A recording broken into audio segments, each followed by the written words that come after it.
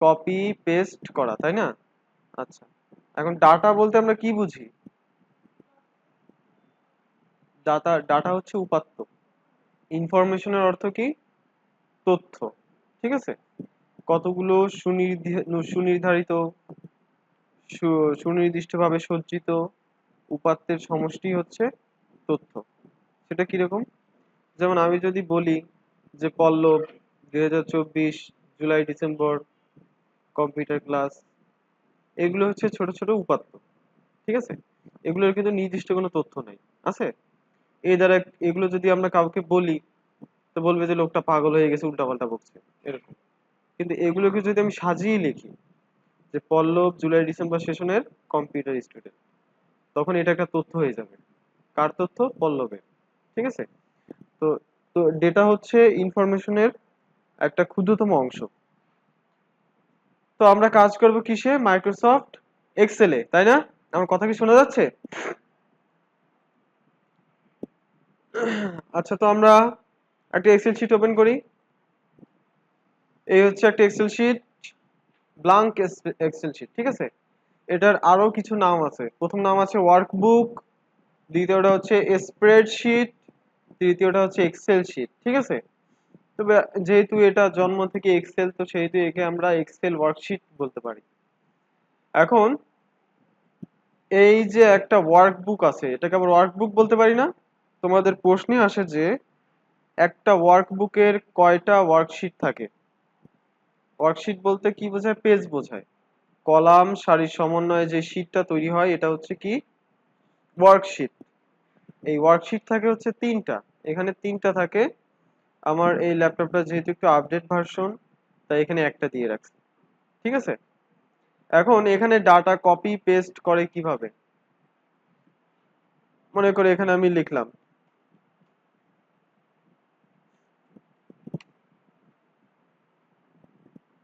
উম,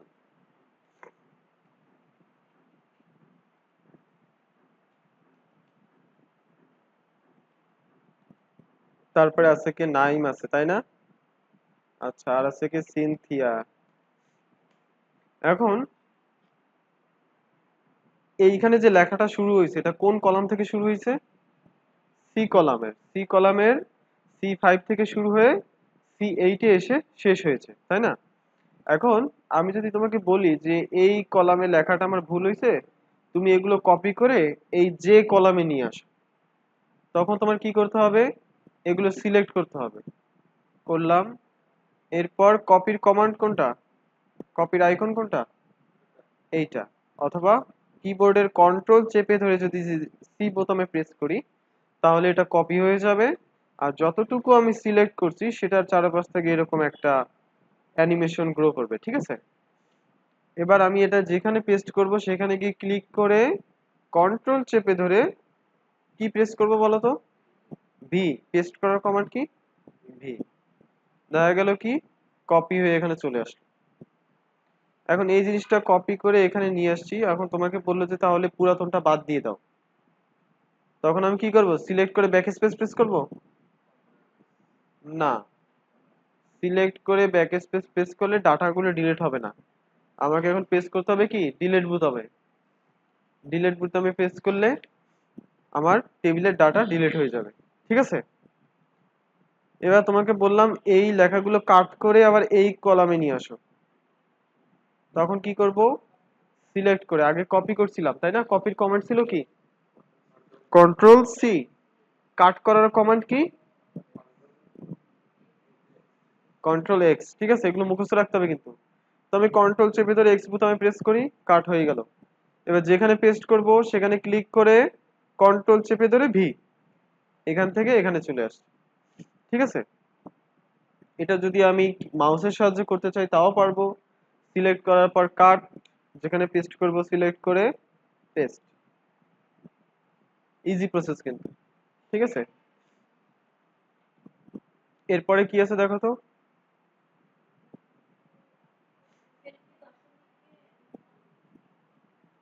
সেলকে দশমিকে রূপান্তর করা, তাই না? আচ্ছা শোনো, যে বিষয়টা বলতে চাইছিলাম সেটা হচ্ছে যে আমরা পুজোর ছুটিতে তো বাসায় থাকবো সবাই, তাই না? তো আমাদের এক্সেলের একটা ইম্পর্টেন্ট ফাংশন হচ্ছে ইফ ফাংশন। তোমরা মানে শুনছো তাই না? এটা কিন্তু একটা বিভিন্ন যে কোডিং আছে না, বিভিন্ন coding language, C programming language, তারপরে পাইথন, জাভা, প্রত্যেকটাই বলতে গেলে ইফ আছে। ইফ দ্বারা বোঝায় কি যদি, যদি এটা হয় তাহলে ওটা হবে, যদি এটা না হয় তাহলে ওটা হবে। ঠিক আছে? এরকমটা আমরা ব্যবহার করি। যেমন তুমি যদি বলো যে আমি এইখানটা সিলেক্ট করব, তাই না? এখন এখানটা যদি আমি সিলেক্ট করি তখন এই ব্লক চিহ্নটা আসবে, তাই তো? না করলে কি আসবে না? এইসব ক্ষেত্রে যখন যদির কোনো একটা শব্দ থাকবে, হওয়ার সম্ভাবনা একটা থাকবে, তখন আমরা ইফ ব্যবহার করি। এই ইফটা যদি আমরা ভালোভাবে শিখতে পারি আমাদের এক্সেল কমপ্লিট। ঠিক আছে? এই ইফ এর কাজটা যদি ভালোভাবে শিখতে পারি আমাদের এক্সেল কমপ্লিট। আমরা এই ইফ দিয়ে রেজাল্ট শিট তৈরি করতে পারবো, স্যালারি শিট তৈরি করতে পারবো, বিদ্যুৎ বিলের শিট তৈরি করতে পারবো, যে কোনো শিট তৈরি করা যাবে অটোমেটিক। এবং একজন দুইজনের না, তুমি চাইলে লাখ লাখ মানুষের করতে পারো এক ক্লিকে। এক ক্লিকে লাখ লাখ মানুষের রেজাল্ট শিট তুমি তৈরি করে ফেলতে পারবা যদি তুমি একটা সূত্র জানো। ঠিক আছে? তো আমি চেয়েছি যে এই ছুটির মধ্যে ওই ইফ বিষয়ক আমাদের যে ক্লাসগুলো হবে সেগুলোর আমি ভিডিও দিয়ে দেবো। ঠিক আছে? বা লাইভ ক্লাস যেটাই হোক না কেন, ভিডিও দিলে ভালো হবে যেহেতু অনেকে ব্যস্ত থাকবা। একটু দেখে নিও মন দিয়ে। ওই যে বললাম যে এইটা যদি আমরা শিখতে পারি তো আমাদের 90% কাজ শেষ। ঠিক আছে? আচ্ছা, এবার সেলকে দশমিকে রূপান্তর করতে হয় কিভাবে সেটা আমরা একটু দেখি। মনে করো আমি এই ঘরটায় টাকা লিখবো। কি লিখবো? টাকা। টাকা পয়সা আসতে পারে না? যেমন আমাদের পানির বিল আসে 238 টাকা। ঠিক আছে? তিনজন মানুষের একটা সংসার। তো পানির বিল আসে কত? 238 টাকা। কিন্তু আমাদের কাগজে লেখা আছে 237.50। কিন্তু 50 পয়সা তো আর লেনদেন করার কোনো ওয়ে নাই। তাই ওরা কি দেয়? 238 টাকা লিখে দেয়। ঠিক আছে? আচ্ছা, তো আমরা একটু দেখি যখন আমাদের এরকম পার্সেন্টেজ লেখার কোনো প্রশ্ন আসবে তখন আমরা কি করব। মনে করো এই ঘরে টাকা আসবে 5,894 টাকা। পরবর্তীতে আমি লিখলাম 350.30 টাকা। পরবর্তী লিখলাম 458.90 পয়সা। ঠিক আছে? এরপর আমি আবার লিখলাম এটা। এখন এটায় যে সমস্যাটা হয়েছে এটা কিন্তু বোঝা মুশকিল হয়ে গেছে যে কোনটায় দশমিক আছে আর কোনটায় দশমিক নাই, তাই না? এভাবে যদি আমরা দেখি আমাদের এই দুইটা সেল কিন্তু অনেক সময় চোখেই পড়বে না। পড়বে না। তো এখানে যে আমরা পয়সা আনছি সেটা আমাদের চোখে পড়বে না। তো আমাদের এমন ভাবে সেলটাকে ফরম্যাট করতে হবে যাতে প্রত্যেকটা অঙ্কের পাশেই দশমিক আসে। এটাই হচ্ছে সেলকে দশমিকে রূপান্তর করার পদ্ধতি। তো আমরা কি করব, যেই সেলে বা যেই কলামে কাজটা করব সেই কলামটা সিলেক্ট করবে এইভাবে। এই যে উপরে এবিসিডি আছে না, এর উপরে যখন তুমি কার্সরটা নিবা দেখবে একটা তীর চিহ্ন আসবে নিচের দিকে। যখন ক্লিক করবা এটা কিন্তু এ টু জেড টোটাল সেই 10,48,576 নাম্বার সারি পর্যন্ত চলে গেছে। ঠিক আছে? এবার আমি কি করব, হোম মেনুতে আসব। হোম মেনুতে নাম্বার নামে একটা গ্রুপ কমান্ড আছে, তাই না? এই যে দেখা যাচ্ছে, এই নাম্বারের এই ডান পাশে ক্লিক করব। একটা ডায়লগ বক্স আসবে। এখান থেকে আমরা চলে যাব কোথায়? নাম্বারে। নাম্বারে গিয়ে এখানে দেখো লেখা আছে ডেসিমাল প্লেসেস। দেওয়া আছে কত? 2। এর মানে হচ্ছে দশমিকের পরে কয়টা শূন্য আসবে। আমি চাইলে এখান থেকে বাড়িয়ে দিতে পারি। দেখছো নিচে কিন্তু বাড়ছে। নিচের এগুলো কিন্তু এক্সাম্পল। ঠিক আছে? আমি 2 করে দিলাম, 2টা থাকুক, যে দশমিকের পর 2টা থাকবে। ওকে। এবার দেখো প্রত্যেকটা সংখ্যার পাশে দশমিক চলে আসে। এখন কিন্তু খুব সহজেই আমরা বুঝতে পারবো যে এখানে দশমিক আছে, তাই না? এবং এখানে দশমিকের পরে পয়সাও আছে। তো এবার একটা সমস্যা হবে কি, সমস্যা না বলতে পারি, এটা একটা উপকার হয়েছে তোমার। 845 লিখে যদি তুমি ইন্টারপ্রেস করো দেখবে ওটা অটোমেটিক দশমিক নিয়ে নিছে। 900 লিখে যদি ইন্টারপ্রেস করো ওটা অটোমেটিক দশমিক নিয়ে নিছে। 450.54 লিখলে এটা তো অটোমেটিক নেবেই। ঠিক আছে? এই হচ্ছে সেলকে দশমিকে রূপান্তর করার পদ্ধতি। আমাদের যখন শুধু এই কলামে, কারণ আমরা এই কলাম সিলেক্ট করছি না। এখন তুমি যদি বলো আমার 2-3টা কলাম লাগবে তখন 2-3টা কলাম ঠিক এইভাবে সিলেক্ট করবা। ঠিক আছে? আবার তুমি যদি চাও যে না আমার শীটটা এখান থেকে শুরু হয়ে এই পর্যন্ত, হয় না অনেক সময় ছোট একটা শীট থাকে, এই যে মনে করো আমি এখানে বর্ডার দিয়ে দিলাম, এই যে তোমার শীটটা এই পর্যন্ত, নিচে থেকে আরেকটা নতুন শীট, সেখানে তুমি চাচ্ছ না যে এই সোজা যে দশমিক আসুক, তখন তোমার ততটুকু সিলেক্ট করতে হবে। তারপর নাম্বারে গিয়ে এই নাম্বার, তারপর এখানে ডেসিমাল, ওকে ওকে দিয়ে দিবা, বাস শেষ, কাজ শেষ। এবার তুমি যাই লেখো দশমিক আসবে। ঠিক আছে? কিন্তু এটা কিন্তু এই পর্যন্ত, এরপরে কিন্তু আর আসবে না। যতটুকু তুমি সিলেক্ট করবা, যতটুকু ফরম্যাটিং দিবা, ততটুকু আসবে। আচ্ছা, তারপরে চলে আসছে তাই না? যদি এরকম চলে আসে তখন আমি কি করব, এখানে কিন্তু একটা ফরম্যাটিং রয়ে গেছে, মানে আমি একটা সাস তৈরি করে দিছি, তুমি ওই সাসে যাই রাখবা ওইটা ওই আকার ধারণ করবে। ঠিক আছে? অনেকটা পানির পাত্রের মতো বিভিন্ন রকমের পাত্র আছে, ওই পাত্রের মধ্যে তুমি যে পানিটা ঢালবা না কেন ওই আকারই ধারণ করবে। ঠিক আছে? তো এই যে সংখ্যাগুলো রয়ে গেছে, তাই না, এই সংখ্যাগুলো যদি আমি বাদ দিতে চাই তখন আমার সিলেক্ট করতে হবে, আবার সিলেক্ট করে চলে যাবে এডিটিং অপশনে। এটা পাবো কোথায়? হোম মেনুর অধীনেই একদম ডান পাশে এডিটিং, এখান থেকে একটা রাবারের মতো চিহ্ন আছে না, এইখানে ক্লিক করব, ক্লিয়ার ফরম্যাটস, এটা যদি ক্লিক করি সকল ফরম্যাট বাদ হয়ে যাবে। ঠিক আছে? সব ফরম্যাট বাদ।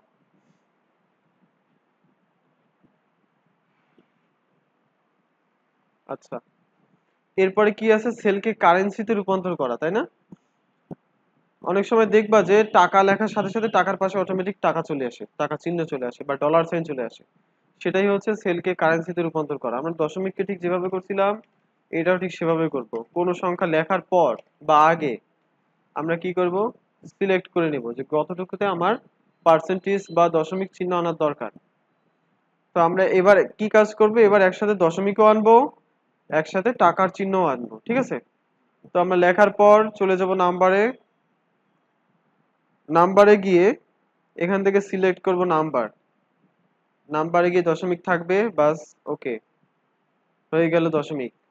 এরপরে আবার নাম্বারে যাব, এরপর কারেন্সিতে আসব, কারেন্সিতে এসে এখানে দশমিক দেওয়া আছে, ভালো কথা। এবার সিম্বল, সিম্বল কি তোমার দরকার আছে? কোন সিম্বল দরকার? টাকার, তাই না? দেখি আমরা বাংলাদেশি টাকা এখানে পাই কিনা, না পাওয়ার সম্ভাবনা বেশি।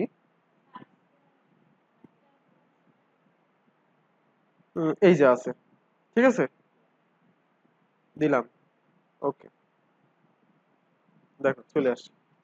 এটাই হচ্ছে সেলকে কারেন্সিতে রূপান্তর করা। এখন মনে করো তোমার টাকা দরকার আছে কিন্তু ওই দশমিকের দরকার নেই, তখন আবার কি করবা, সিলেক্ট করবা, সিলেক্ট করে এইখানে দুইটা চিহ্ন আছে, দেখছো?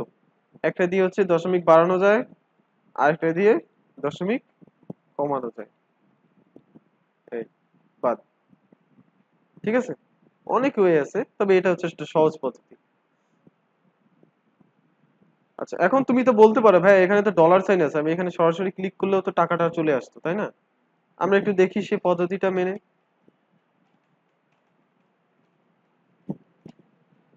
এখন তোমাকে আমি বললাম এই টাকাগুলোতে ডলার সাইন দিতে, তখন তুমি কি করবা, এটা চালাকি করবা যে ভাই তো অনেক জটিল পদ্ধতি শিখাইছে, আমি একটু সহজ করি। এইভাবে সিলেক্ট করে ডলারের উপর ক্লিক করলাম, ডলার হয়ে গেল, তাই না? এখন সমস্যা হবে কোথায় দেখো, যখন আমি সেলটাকে বড় করব এই ডলার সাইন কিন্তু এই মাথায় থেকে যাবে। ঠিক আছে? এটা একটা বিশ্রী জিনিস না? তোমার টাকা এখানে, তোমার ডলার সাইন খুঁজতে এবার এদিকে তাকানো লাগবে।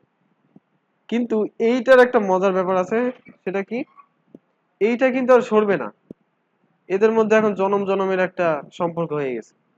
তুমি সেলটাকে যতই বড় ছোট করো না কেন এই সাইনটা কিন্তু আর সরবে না। এখন তুমি বলতে পারো ভাই এটা তো টাকার সাইন, এটা তো ডান পাশে আসে, আমি তো ডান পাশে পরে করছি। হ্যাঁ, নাম্বারের এখান থেকে যদি যাই, ডলার সাইন আনি, কারেন্সি, কে,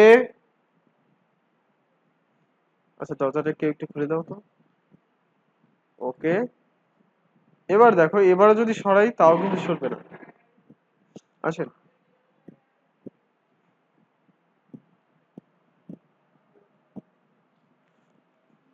কেউ পিছন থেকে একটা টুল দাও তো।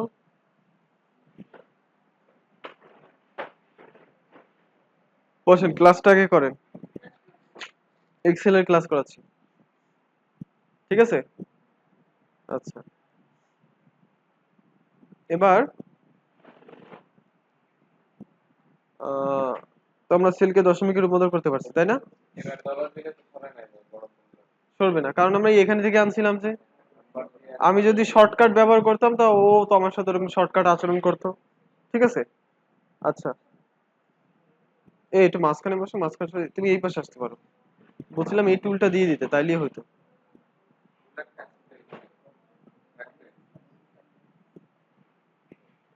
আচ্ছা, যারা একটু ছোটখাটো মানুষ আছে একটু সামনে এসে বসলে তো সমস্যা হয় না, তাই না? বড় মানুষরা একটু পিছনে বসি। আচ্ছা, তো সেলকে কারেন্সিতে রূপান্তর করতে পারছি, সেলকে দশমিকে রূপান্তর করতে পারছি, তাই না? না, আমি এটা চিন্তা করছি কি, আমরা এটা মাঝে মধ্যে খেলা দেখি, তো ঘাড়টা যেন কাউকে এরকম উঁচু না করতে হয়। এরকম উঁচু করলে কিন্তু ব্যথা করে একটু পর। মানে মানুষ নর্মাল থাকবে, এইভাবে বসে যেন দেখতে পায়, টুলে বসে যেন দেখতে পায়, ঠিক আছে? এই কারণে এই লেভেলে দেওয়া। নাহলে উপরেই থাকে সব মনিটর, ঠিক আছে? কিন্তু উপরে দিলে হয় কি, এইভাবে তাকিয়ে থাকতে হয়। এভাবে কিছুক্ষণ তাকিয়ে থাকার পর, আর এখানে কিন্তু একটা চেয়ার নেই, এই জিনিসটা খেয়াল করছেন? হ্যাঁ, আর এখানে কিন্তু একটা চেয়ার নেই যে হেলান দিয়ে এভাবে দেখবা। তো এভাবে বসলে যেন কারো কষ্ট না হয়, ঠিক সেই কারণে। আচ্ছা, তো সমস্যা নেই, তো আমি সরে যেতে পারবো, আমার 4-5 ফিট লম্বা তার আছে, ঠিক আছে? এবার আমার দরকার হলে এখানে আরেকটা টেবিল আনতে পারবো, সেই ওয়েও আছে। আচ্ছা, তো আমরা সেলকে দশমিক করছি, কারেন্সিতে করছি, এরপর কি আছে দেখো তো। একই সেলে একাধিক লাইন টাইপ করা, ঠিক আছে? এটা একটা মনে করো যে জটিল প্রক্রিয়া। এটা দুই ভাবে করা যায়, ঠিক আছে? প্রথম হচ্ছে কি, আমরা মাইক্রোসফট ওয়ার্ডে একাধিক সেলকে একটা সেলে রূপান্তর করছি না, সেটাকে কি বলে? সেল মার্জ, তাই না? এখানটাও কিন্তু সেটা আছে। এখানটা সেটা থাকলো কেন? কারণ এখানে এই কলাম এবং সারির সমন্বয়ে কিন্তু টেবিলই তৈরি হয়েছে, তাই না? এই টেবিলে এগুলো হচ্ছে এক একটা সেল। বলেন তো এই সেলটার নাম কি? F6। এখন আমি আপনাকে বললাম এই সেলগুলোকে একটা সেলে কনভার্ট করতে। তখন আপনি কি করবেন? সেলগুলো সিলেক্ট করবেন, তারপর চলে যাবেন এই চিহ্নে। এই চিহ্নটা পাবো কোথায়? অ্যালাইনমেন্টের মধ্যে। অ্যালাইনমেন্ট গ্রুপ কমান্ডের মধ্যে এই যে যে চিহ্নটা আছে, এটার নাম হচ্ছে মার্জ অ্যান্ড সেন্টার। এটার উপর যদি ক্লিক করি, আমার টোটাল সেলটা একটা সেলে রূপান্তর হয়ে যাবে, ঠিক আছে? আচ্ছা, এবার এই যে দেখেন আমি লিখছি, লেখাটা আমার আসছে কোথায়? নিচে। এখন আমার তো উপরে জায়গা ফাঁকা আছে, আমি আপনাকে বললাম লেখাটাকে ঠিক মাঝখানে আনতে। এই যে কোনো একটা লেখাকে এক জায়গা থেকে আরেক জায়গায় সরানো, এটা আমরা মাইক্রোসফট ওয়ার্ডে কি দিয়ে করতাম? শিফট এল, অ্যালাইনমেন্ট ব্যবহার করে করতাম। অ্যালাইনমেন্ট, তাই না? কন্ট্রোল এল দিলে লেফট সাইডে আসতো, কন্ট্রোল ই দিলে সেন্টারে আসতো, কন্ট্রোল আর দিলে রাইটে যেত। তো এখন যদি আমি এটাকে বলি আপনাকে সেন্টারে নিয়ে আসতে, এটা অলরেডি সেন্টারে আছে, কিন্তু হরিজন্টালি সেন্টারে আমাকে নিতে হবে ভার্টিক্যালি, অর্থাৎ এইখানটায় আনতে হবে। দেখেন অ্যালাইনমেন্টের এখানে দুই প্রকারের অ্যালাইনমেন্ট আছে, একটা হচ্ছে হরিজন্টাল অ্যালাইনমেন্ট, এটা লেফট সেন্টার রাইট। এটা হচ্ছে vertical alignment, up centre down. বা এখানে যে ভাষাটা সেটা হচ্ছে টপ অ্যালাইন, এটা হচ্ছে মিডিল অ্যালাইন, এটা হচ্ছে কি বটম অ্যালাইন, ঠিক আছে? তো আমি সেন্টারে ক্লিক করি, সেন্টারে চলে যাবে। উপরে ক্লিক করি, উপরে চলে যাবে। একদম উপরে বাম পাশে চাইলে এইখানে, একদম নিচে ডান পাশে চাইলে এইখানে, একদম মাঝখানে চাইলে দুটোটার মাঝখানে, ঠিক আছে? আচ্ছা,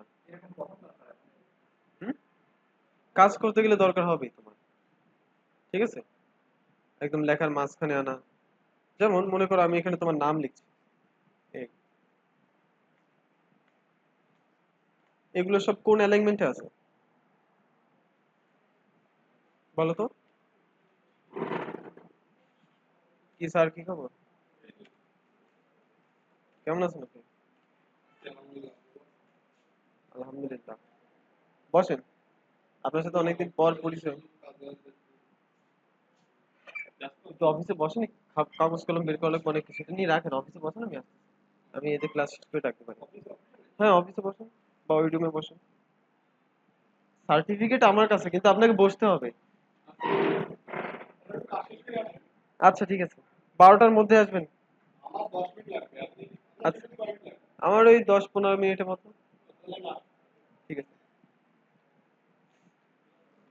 আচ্ছা, এখন দেখেন সমস্যাটা হয়েছে কি, এটা চলে গেছে লেফটে, এগুলো চলে আসছে রাইটে। হতে পারে না এগুলোকে সেন্টারে আনা দরকার আমার, তাই না? তখন আমি কি করব, এটা সিলেক্ট করে এই সেন্টারে যদি ক্লিক করি, এই মাঝখানে চলে আসবে। ঠিক আছে, এটাকে যদি মাঝখানে আনতে চাই, এইভাবে মাঝখানে চলে আসবে, তখন দেখতে সুন্দর লাগবে।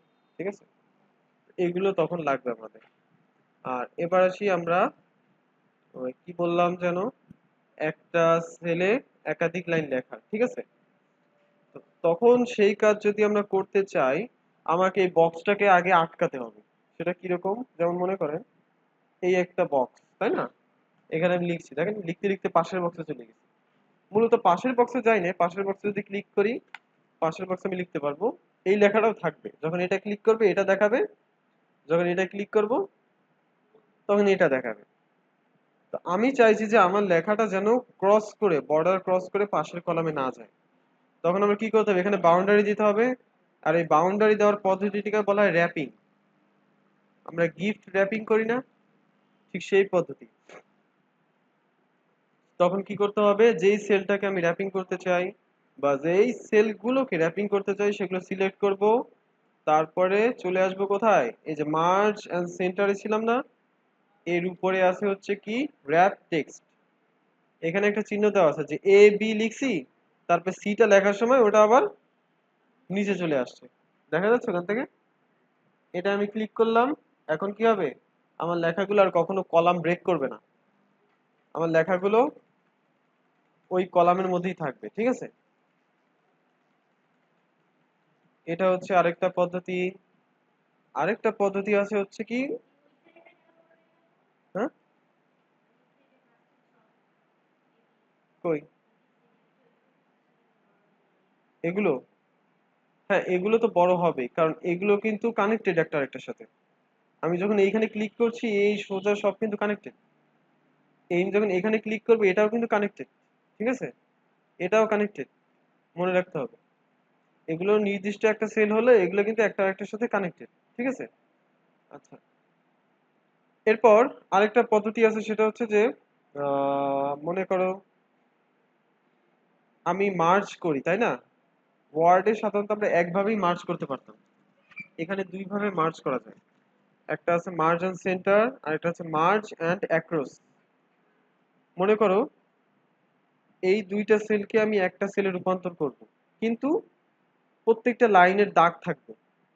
ঠিক আছে, অর্থাৎ এই কলামের দাগটা থাকবে না শুধু, কিন্তু সারির দাগটা থাকবে। এটাকে বলা হয় মার্জ এন্ড অ্যাক্রস। এটা পেতে গেলে আমার যেতে হবে এখানে মার্জ এন্ড অ্যাক্রস। ঠিক আছে, ক্লিক করলাম, এই দেখো এখন কি হয়েছে, কলামের দাগটা নাই, কিন্তু সারির দাগটা আছে। ঠিক আছে, এগুলো হচ্ছে ফরম্যাটিং। যখন তোমরা বড় বড় শীট তৈরি করতে যাবা, স্যালারি শীট, বেতন শীট, পে রোল, ঠিক আছে, তখন তোমাদের এই কাজগুলো জানা লাগবে। এগুলো না ছাড়া, এগুলো না পারলে করতেই পারবে না কাজ। আচ্ছা, এরপরে কি আছে দেখো তো, সেলের লেখার সজ্জা পরিবর্তন। অর্থাৎ মনে করো এই যে এখানে লেখা আছে কিছু, তাই না? এই লেখাগুলোকে যদি আমি এখন বোল্ড করতে চাই, বোল্ড। এগুলোকে যদি ইটালিক করতে চাই, আই। এগুলোকে যদি আন্ডারলাইন করতে চাই, বলো তো আন্ডারলাইন করার কমান্ড কি? কোন লেখাকে আন্ডারলাইন করার কমান্ড কি? কমান্ড, কমান্ড আলাদা জিনিস। কমান্ড মানে কি, নির্দেশ দেওয়া, তাই না? আমরা কম্পিউটারকে নির্দেশ দিই সব সময়। হুম, কন্ট্রোল ইউ, কন্ট্রোল চেপে ধরে ইউ পে যখন প্রেস করবো আন্ডারলাইন চলে আসবে। ঠিক আছে। আচ্ছা, ডাবল আন্ডারলাইন। আচ্ছা এবার দেখি আমরা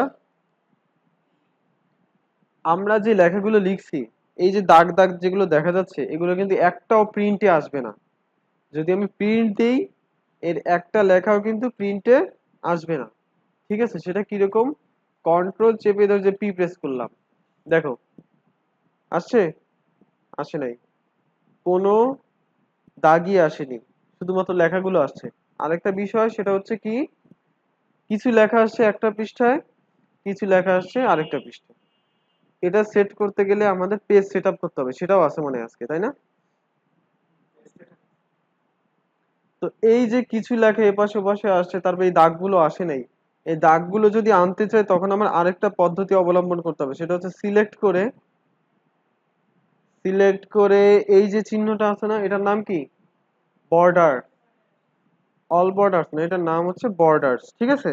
এটা ওয়ার্ডেও ছিল কিন্তু আমরা তেমন একটা ব্যবহার করিনি, কিন্তু এখানে আমাদের ব্যবহার করতে হবে। অল বর্ডার দিলে টোটালটাই বর্ডার চলে আসবে, যতটুকু তুমি সিলেক্ট করবা ততটুকু বর্ডার চলে আসবে, ঠিক আছে? অল বর্ডার চলে আসতো। আচ্ছা, এবার যদি শুধুমাত্র উপরে বর্ডার চাও তাহলে টপ বর্ডারে ক্লিক করবা, শুধুমাত্র উপরের বর্ডারটা আসবে। যদি তুমি চারটা বক্সের মতো বর্ডার চাও, এই যে চারপাশে বক্সের মতো বর্ডার আসছে, মাঝখানে ফাঁকা, ঠিক আছে?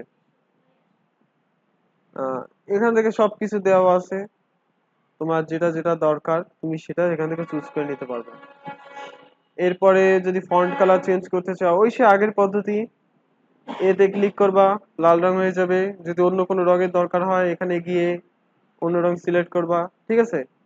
ফন্ট ছোট বড় করতে চাইলে এখানে আসবা, যতবার ক্লিক করবা বড় হতে থাকবে, এখানে গিয়ে আবার ছোট করতে পারবা, এখানেও ছোট করতে পারবা, ঠিক আছে? এখানে ক্যালিব্রি বডি দেওয়া আছে, তুমি চাইলে এখান থেকে ক্যাসলার এটা সিলেক্ট করতে পারবা। একদম ইজি প্রসেস, ওয়ার্ডে আমরা যা শিখছি এখানেও তাই। তো ওয়ার্ডটা যদি আমরা ভালোভাবে কমপ্লিট করি, আমাদের পাওয়ার পয়েন্ট অ্যাক্সেসও দেখবে একদম কমপ্লিট, ঠিক আছে? শুধুমাত্র ওইটা যে পদ্ধতিতে কাজ করে সেই পদ্ধতিটা আমাদের শিখতে হবে, তাই না? আচ্ছা এরপরে কি আছে দেখো তো।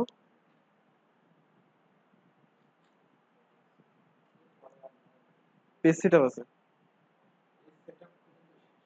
আচ্ছা, তো এই যে আমরা সাজসজ্জাগুলো পরিবর্তন করছি, তাই না? এই সাজসজ্জাগুলো তো আমরা ওয়ার্ডে পারতাম। ওয়ার্ডে আরো অন্যান্য ভাবে সাজসজ্জা পরিবর্তন করা যায়, কিন্তু এক্সেল শিটে সাধারণত কেউ সাজসজ্জা পরিবর্তনের জন্য আসে না। ঠিক আছে, হালকা পাতলা শিরোনাম, মনে করো আমি একটা স্যালারি শিট লিখবো, উপরে আমার স্যালারি শিট লেখা থাকবে, ঠিক আছে? এইটা মনে করো আমার স্যালারি শিট, আমি এইখানটায় স্যালারি শিট লিখবো। তো আমি এটাকে মার্জ করলাম, মার্জ করে পুরোটা ফাঁকা করে নিলাম। এরপর লিখলাম স্যালারি, SHWT, স্যালারি শিট। এবার এই লেখাটাকে আমি কি করব, একটু বড় করলাম, এটা আমি বোল্ড করলাম, লেখার কালারটা চেঞ্জ করলাম। এবার এই যে ব্যাকগ্রাউন্ডের কালারটা আমি চেঞ্জ করব, সেজন্য যাবে এখানে, এই, আমার মনে হয় এখন এটা ব্ল্যাক কালারে হলে একটু বেশি ভালো হয়। এইভাবে হচ্ছে যে ফরম্যাটিংটা করে, এটাই হচ্ছে লেখার সাজসজ্জা পরিবর্তন, ঠিক আছে? আচ্ছা এবার পেজ সেটআপটা দেখি। আমরা মাইক্রোসফট ওয়ার্ডে পেজ সেটআপ করতাম না? করছি একবারও? মার্জিন পরিবর্তন করা, বর্ডার পরিবর্তন করা করছি, কিছুদিন আগেও করছি, কিন্তু মনে নেই, অথবা ক্লাস করো নেই। আচ্ছা ঠিক আছে, সমস্যা নেই, আমরা আবার রিভিশনে আসবো। আর যেসব ক্লাস পাইনি ওগুলো রেকর্ড করে আমি দিয়ে দিতে পারি, ঠিক আছে? তোমরা পারলে দেখে নিও, আর না হলে ক্লাস করাবো অবশ্যই 18 নভেম্বরের পরে, আবার নতুন করে সিলেবাস দিয়ে ওই ক্লাসগুলো করাবো আমরা। আমরা বুধবার পর্যন্ত ক্লাস করব, তারপরে থেকে অফ, ঠিক আছে? হুম। আচ্ছা এবার আমরা পেজ সেটআপ করব, তাই না? পেজ সেটআপ আমরা মাইক্রোসফট ওয়ার্ডে পেজ লেআউটের মধ্যে গিয়ে করতাম, এখানেও সেই অপশন আছে, পেজ লেআউটে ক্লিক করি। এবার দেখো মার্জিন আছে, তাই না? মার্জিন দাও, তুমি নরমাল করে দাও, ওরিয়েন্টেশন চাইলে চেঞ্জ করে দিতে পারবা, পেজ সাইজ লিটার আছে A4 করে দিলাম, ঠিক আছে? প্রিন্ট এরিয়া, মাইক্রোসফট এক্সেলের সবচেয়ে গুরুত্বপূর্ণ হচ্ছে প্রিন্ট এরিয়া, কারণ এখানে তোমার মনে রাখতে হবে এখানে তোমার সারি আছে কতগুলো, 10,48,576টা সারি আছে, আর কলাম আছে 16,384টা, ঠিক আছে? এতগুলো কলাম সারিতে তুমি একসাথে প্রিন্ট দিবা না, এতগুলো সেলে কাজও করবা না, তাই না? অনেক সময় হয় কি একটা শীটের মধ্যে বিভিন্ন ডিপার্টমেন্টের স্যালারি শিট থাকতে পারে, পারে কিনা? আমার দরকার শুধুমাত্র ম্যানেজমেন্ট ডিপার্টমেন্টের স্যালারি শিটটা বের করা। তখন আমি কি করব? শুধুমাত্র ওইটা সিলেক্ট করব। ঠিক আছে? ওইটা সিলেক্ট করে কন্ট্রোল পি দেব। পি দেওয়ার পর এখানে দেখো সেটিংস আছে, সেটিংস এর মধ্যে লেখা আছে কি প্রিন্ট অ্যাক্টিভ শিট। এখানটায় ক্লিক করে প্রিন্ট অনলি সিলেকশন, দেখো যতটুকু সিলেক্ট করছিলাম ততটুকু, এর বাইরে কিন্তু আসেনি। আর অ্যাক্টিভ শিট যদি ক্লিক করি ওই নিচে নিচে আরো কত কি আছে দেখো, এই কিন্তু সব প্রিন্ট হতে থাকবে। ঠিক আছে? এই মাইক্রোসফট এক্সেলে প্রিন্ট করা কিন্তু একটু ঝামেলা আছে, অনেকে পারে না। অবশ্য খুব একটা বেশি জটিল কাজ না, কিন্তু কিন্তু তারপরে অনেকে ঘাবড়ে যায়, পারে না। আবার আরেকটা সমস্যা হবে, সমস্যাটা কি, এই যে একটা ডট ডট ডট ডট দাগ দেখতে পাচ্ছো, এই দাগটা কিন্তু আগে আসেনি, আসছে কখন? আমি যখন পেজ সেটআপের মধ্যে ঢুকছি তখন। অথবা আমি যখন কন্ট্রোল পি বা প্রিন্ট দেওয়ার জন্য গিয়েছিলাম, তারপর থেকে এই দাগটা দেখা গেছে। এই দাগটা কিসের দাগ জানো? এই দাগ পর্যন্ত হচ্ছে একটা পেজের সীমানা, এর মধ্যে যা থাকবে ততটুকুই প্রিন্টে আসবে। যেমন মনে করো আমি এটা সিলেক্ট করলাম, ঠিক আছে? আমি দুইটা পেজ সিলেক্ট করছি কিন্তু পাশাপাশি, কন্ট্রোল পি দিলাম, আমার একটা আসছে, আরেকটা কিন্তু আসে নাই। দেখছো? আসছে? আবার দেখাচ্ছি, আমার এখানে কয়টা আছে, 1 2 3 4 5টা কলাম আছে। আমি যখন কন্ট্রোল পি দিচ্ছি, আমার এখানে কিন্তু 5টা কলাম আসেনি, 3টা আসছে। 1 2 3। আচ্ছা ভালো কথা, আমি এখান থেকে সিলেকশনটা সিলেক্ট করে দিই, তাও দেখো 1 2 3 আসছে, দুইটা আসে নাই কিন্তু। এই দুইটাকে আনতে গেলে আমার এখানে নো স্কেলিং করা আছে না, এখানে গিয়ে fit all columns in on page, এটা যদি ক্লিক করি ওই পাঁচটাই চলে আসবে। ঠিক আছে? ঝামেলা একটু আছে, আমরা আস্তে আস্তে দেখবো। এই যে 5টা বোঝা যাচ্ছে, 1 2 3 4 5। কিন্তু আমি যদি নো স্কেলিং এ থাকতাম তখন আসতো কয়টা, 3টা। পেজ সেটআপ খুব একটা বেশি কঠিন না, যতটুকু করছি অতটুকুই আমাদের যথেষ্ট। ঠিক আছে? তোমরা কি বুঝতে পারছো আজকে ক্লাস? খুব বেশি জটিল করিনি। আচ্ছা ঠিক আছে। আচ্ছা এখন কেউ আমাকে একজন বলো তো, এই যে টেবিলের দাগগুলো আমি মুছতে পারতেছি না, মানে মুছতে গেলাম কি করব? ডিলেট? বললাম না, আর যেহেতু বললো, দেখো আমার কম্পিউটার যেন নষ্ট না হয়। কই? সিলেক্ট করাই তো আছে, এই যে সিলেক্ট করলাম, ডিলেট, ব্যাক স্পেস তাও দিলাম, কইতে টেবিল তো যাচ্ছে না। আর এই জন্য কি কাঠমিস্ত্রি আনা লাগবে টেবিল সরাতে? আচ্ছা দেখো, এটা দুই ভাবে আমরা নিতে পারি, সরাতে পারি, শোনো। এটা হচ্ছে না, আমরা যেখান থেকে টেবিল আনছিলাম বাদ দিতে গেলে সেখানেই যেতে হবে, নো বর্ডার, নো বর্ডার। ঠিক আছে? আচ্ছা, আবার আরেকটা পদ্ধতি আছে এখানে, ক্লিয়ার ফরম্যাট বাদ। ঠিক আছে? বুঝতে পারছো? যেটা যেখান থেকে আনবা ওটা বাদ দেওয়া, সম্পাদনা করার জায়গা সেখানে। কিসে? ওয়ার্ডে? হ্যাঁ, ক্লিয়ার ফরম্যাটে একসাথে সব। কিন্তু অনেক সময় হয় কি, দেখা গেল এখানে ডাটা আছে কিছু, যেগুলো দশমিকে কনভার্ট করা আছে, কারেন্সিতে কনভার্ট করা আছে। এখন তুমি ক্লিয়ার ফরম্যাট দিলে তো সব ধরে বাদ হয়ে যাবে। তোমার দরকার শুধুমাত্র বর্ডারটা বাদ দেয়া। বর্ডার বাদ দিতে গেলে আমরা জাস্ট বর্ডারে যাব, গিয়ে নো বর্ডার করে দেব। ঠিক আছে? আচ্ছা, আরেকটা জিনিস একটু সহজভাবে শিখি। ঠিক আছে? এটা সকালের ক্লাসে হয়তো বা শেখানো হয়নি, আমার মনে পড়ছে এই কেবলমাত্র। সেটা হচ্ছে, মনে করো আমি এখানে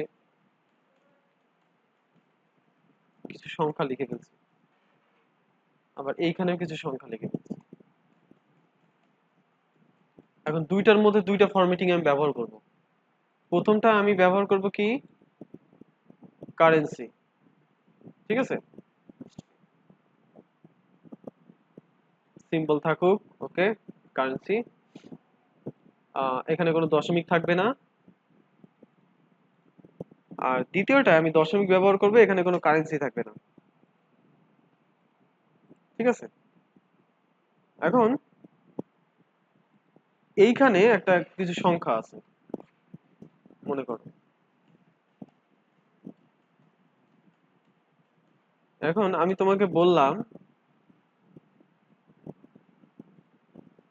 যে এইখানে টাকার অঙ্কগুলো ঠিক যেভাবে আছে এইখানে এখান থেকে শুরু করে এই পর্যন্ত তোমাকে ঠিক সেইভাবে করতে হবে। এখন এখানে কি কি করছি তুমি কি বুঝতে পারবে সহজে? এখানে অনেক কিছু করা থাকতে পারে। আমি কোন ফন্ট চেঞ্জ করছি তাও তোমার খুঁজে বের করতে কষ্ট হতে পারে, তাই না? সিলেক্ট করে আমি ফন্ট চেঞ্জ করে দিই, দেখি। এই কি বাবা, বগের ঠ্যাং কাকের ঠ্যাং। তারপরে মনে করো এই, ঠিক আছে। আচ্ছা, গেল। এরপর এরপর কি করা যায়? এরপর এরপর তোমাকে আমি বললাম যে এই পাশে যে কলামটা আছে এই কলামের হুবহু প্রতিলিপি এখানে তৈরি করে দিতে। মানের কিন্তু কোনো পরিবর্তন হবে না।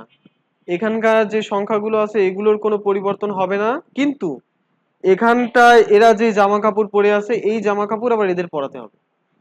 তখন তুমি কি করবা? যাদেরকে আমি কপি করব, মনে করো আমি সালমান খানকে কপি করব, তাহলে সালমান খানকে আগে ধরতে হবে। ধরে দেখতে হবে মাথায় কি আছে, গায়ে কি আছে, পায়ে কি আছে, তাই না? তো এটাকে আমি এই সিলেক্ট করলাম, মানে ধরলাম। এরপরে ক্লিক করব কোথায়? এইখানে ফরম্যাট পেইন্টারে ক্লিক করলাম, ঠিক আছে। এরপর আমার কার্সারটা ব্রাশের মতন হয়ে যাবে। এবার এই ব্রাশটা যেখানে ধরে টান দেব সেগুলো ঠিক ওইটার মতন হয়ে যাবে। হয়েছে? আবার যদি বলি এখানে যে এইখানে যে ফরম্যাটিংটা আছে সেটাকে আবার এখানে নিয়ে আসতে, তখন আবার কি করব? এখানে কিন্তু শুধুমাত্র ডলার সাইনের ফরম্যাটিং করা আছে, তাই না? এটা সিলেক্ট করব, এইটা ক্লিক করব, তারপর এখানে এটা টান দেব, ঠিক আছে। এটাকে বলা হয় ফরম্যাট পেইন্টিং। কি বলা হয়? Format painting. একটা মানুষ, সে মানুষই থাকবে, কখনো ভিলেন সাজবে, কখনো নায়ক সাজবে, কখনো বাবা সাজবে, ঠিক আছে। তার ফরম্যাটটা শুধুমাত্র চেঞ্জ হবে, কিন্তু মূল ব্যক্তির কোনো পরিবর্তন হবে না। এটাই হচ্ছে ফরম্যাট পেইন্টার, ঠিক আছে। আরো কিছু শিখি? ধৈর্য আছে? না, আজকে আর শেখানোর দরকার নেই, এই পর্যন্ত থাকুক। আমরা এখানে ক্লোজ করি। ধন্যবাদ ধৈর্য সহকারে 37 মিনিট 24